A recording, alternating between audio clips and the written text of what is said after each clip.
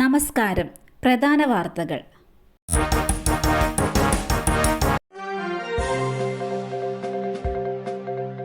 എം.എൽ.എയുടെ വീട്ടിൽ പോലീസ് പരിശോധന. Wayanad DCC treasurer NM വിജയന്റെയും മകന്റെയും മരണത്തിൽ ഒന്നാം പ്രതിയായ IC ബാലകൃഷ്ണൻ എം.എൽ.എയുടെ വീട് റെയ്ഡ് ചെയ്ത പോലീസ്. ബത്തേരി ഡിവൈഎസ്പിയുടെ നേതൃത്വത്തിലുള്ള സംഘമാണ് പരിശോധിച്ചത്. ഇന്ന് ഉച്ചയോടുകൂടിയാണ് എം.എൽ.എയുടെ വീട്ടിൽ പോലീസ് പരിശോധന നടത്തിയത്. 45 മിനിറ്റോളം പരിശോധന നീണ്ടു. രേഖകളൊന്നും കണ്ടെത്താൻ കഴിഞ്ഞില്ല.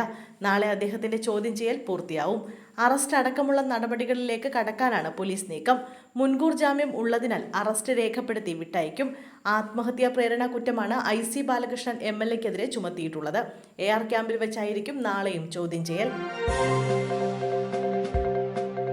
മലദ്വാരത്തിൽ MDMA ഒളിപ്പിച്ച് കടത്താൻ ശ്രമം. യുവാക്കൾ അറസ്റ്റിൽ.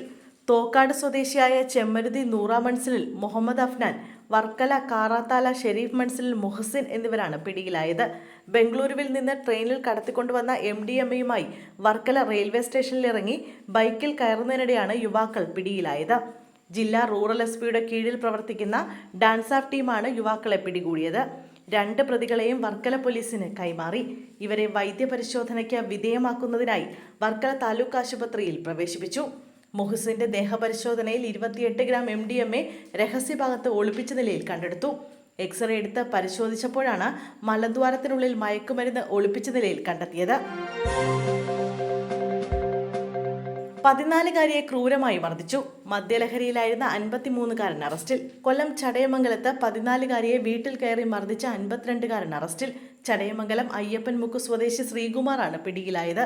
കുട്ടിയുടെ കുടുംബത്തോടുള്ള മുൻവൈരാഗ്യത്തെ തുടർന്നാണ് പ്രതി 14-കാരിയെ ആക്രമിച്ചത്. ഇക്കഴിഞ്ഞ 16-ാം തീയതി രാവിലെയാണ് വീടിന്റെ മുറ്റത്ത് നിൽക്കുകയായിരുന്ന 14-കാരിയെ മദ്യലഹരിയിലെത്തിയ ശ്രീകുമാർ ആക്രമിച്ചത്. കുട്ടിയുടെ മുടിക്ക് കുത്തിപ്പിടിച്ച് അടിക്കുകയും നിലത്ത് തള്ളിയിടുകയും ചെയ്തു. ഈ സമയം സമീപത്തുകൂടി എക്സൈസിന്റെ വാഹനം പോകുന്നത് കണ്ട പ്രതി സ്ഥലത്തു നിന്നും രക്ഷപ്പെട്ടു.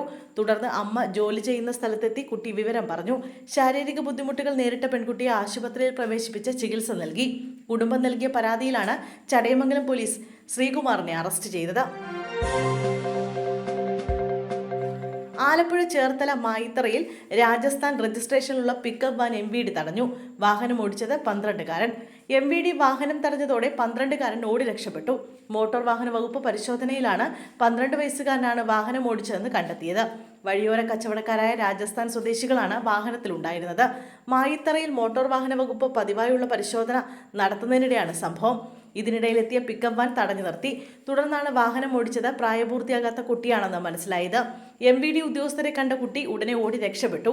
വാഹനത്തിലെ താക്കോലുമായാണ് ഓടി രക്ഷപ്പെട്ടത്. തുടർന്ന് MVD അധികൃതർ അറിയിച്ചതനുസരിച്ച് പോലീസ് സ്ഥലത്തെത്തി വാഹനം കസ്റ്റഡിയിലെടുത്തു. മാനന്തവാടി നഗരസഭയിൽ ജനുവരി 27 വരെ നിരോധനാജ്ഞ. നാളെ ഹർത്താൽ പ്രഖ്യാപിച്ച് UDF-ഉം. മാനന്തവാടി നഗരസഭ പരിധിയിലെ പഞ്ചാരക്കൊല്ലിയിൽ കടുവയെ പിടികൂടുന്നതിന്റെ ഭാഗമായി നിരോധനാജ്ഞ പുറപ്പെടുവിച്ചു. ഭാരതീയ ന്യായ സംഹിത 163 പ്രകാരമാണ് നടപടി. ജനുവരി 24 മുതൽ 27 വരെയാണ് നിരോധനാജ്ഞ. നഗരസഭയിലെ പഞ്ചാരക്കൊല്ലി, പീലക്കാവ്, ജെസ്സി, ചിറക്കര ഡിവിഷനുകളിലാണ് സബ് ഡിവിഷണൽ മജിസ്ട്രേറ്റ് നിരോധനാജ്ഞ പ്രഖ്യാപിച്ചത്. പ്രദേശത്ത് നിരോധനാജ്ഞ ലംഘിക്കുന്നവർക്കെതിരെ നടപടിയെടുക്കും.